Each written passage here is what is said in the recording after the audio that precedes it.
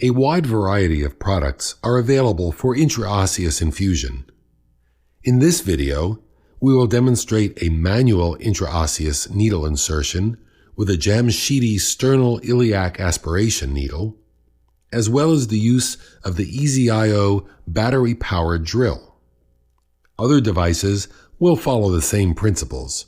However, you should be familiar with the specific devices utilized at your institution. Although the primary indication for intraosseous infusion is cardiac arrest in infants and young children, the technique may also be used in adult patients needing vascular access. The procedure is depicted in adult models in this video. However, the techniques are analogous to those used in children. In adults, the distal tibia is a preferred site of intraosseous infusion.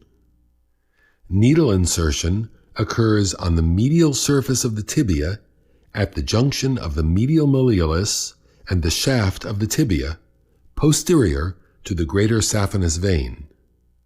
The needle is directed perpendicular to the long axis of the bone or angled 10 to 15 degrees cephalad to avoid the growth plate.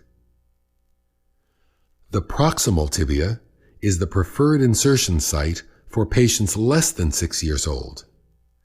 Needle entry occurs 1 to 3 centimeters below the tibial tuberosity on the broad, flat, anteromedial surface of the bone.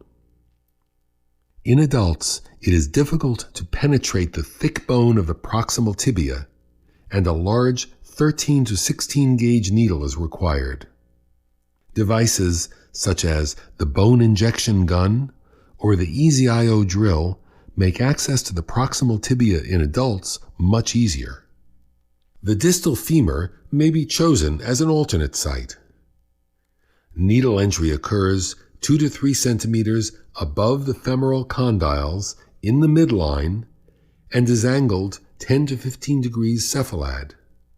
The thick overlying muscle and soft tissue may make it difficult to palpate the bony landmarks in this location. The sternum may also be used for intraosseous infusion, especially with the Fast 1 intraosseous device. The Jamshidi needle is commonly used for manual insertion procedures. Components of this device include a 15-gauge needle, a cap, a stylet, and an adjustable guard that controls the depth of entry. Note that the guard can be completely removed if greater depths of insertion are required.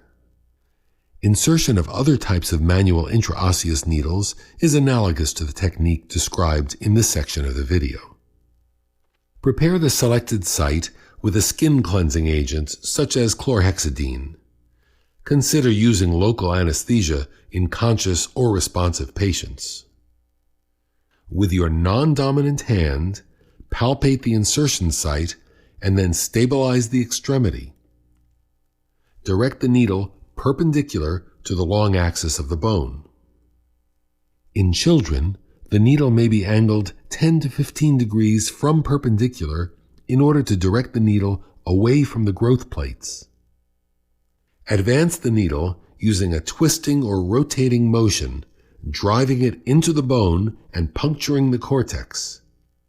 Entry into the marrow cavity will be heralded by a sudden loss of resistance.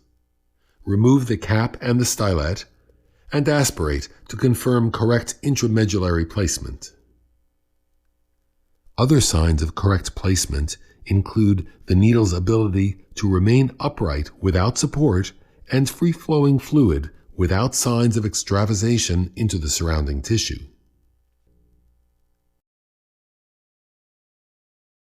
The EasyIO battery-powered drill is but one example of the specialized tools available for intraosseous infusion.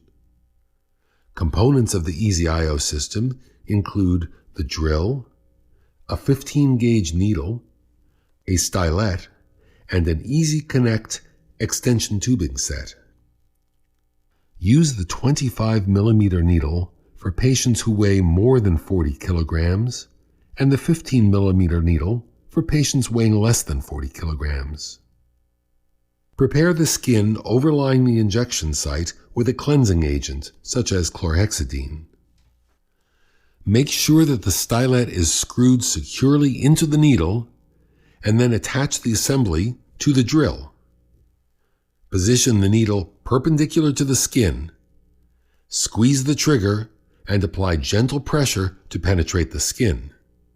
When the tip of the needle comes in contact with the bone, at least 5 millimeters of the IO needle should be visible. If not, the overlying soft tissue may be too deep for the needle to enter the marrow cavity.